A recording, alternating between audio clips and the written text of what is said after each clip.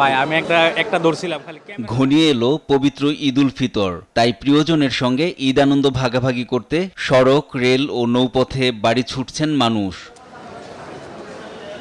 বুধবার ভোর থেকেই রাজধানীর ঢাকা রেলওয়ে স্টেশনে দেখা যায় ঘরমুখো মানুষের উপচে পড়া ভিড়। যাত্রীরা জানান, অনলাইনে টিকিট কাটতে পারায় স্টেশনে এসে বাড়তি কোনো ঝামেলায় পড়তে হয়নি। আমার বাবার সাথে যাচ্ছি, আরো আনন্দ লাগছে আর ভালো লাগছে যে সাথে যাচ্ছি।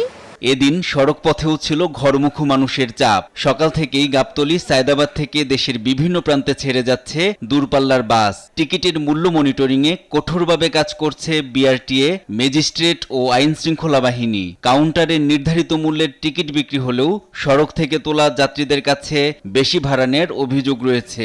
মাগুরায় যাব, আমার বাবার বাড়ি মাগুরা।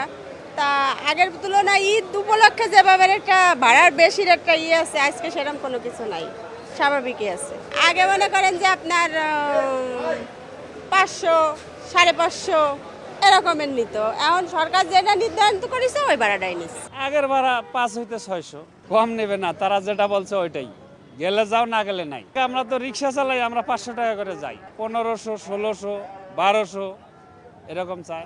যদিও সরকার নির্ধারিত মূল্যের বাইরে 1 টাকাও নেয়ার সুযোগ নেই বলছেন বাস শ্রমিকরা। আমরা যদি সরকারের চার্টার ভাড়া ছাড়া উপরে আমরা নিতে পারবো না, এটাকে আমাকে কোনো ইত্যাদি নাই।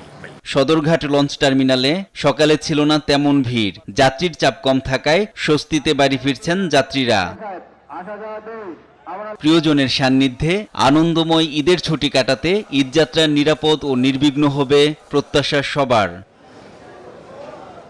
এনআই নাহিদ, দেশ টিভি, ঢাকা।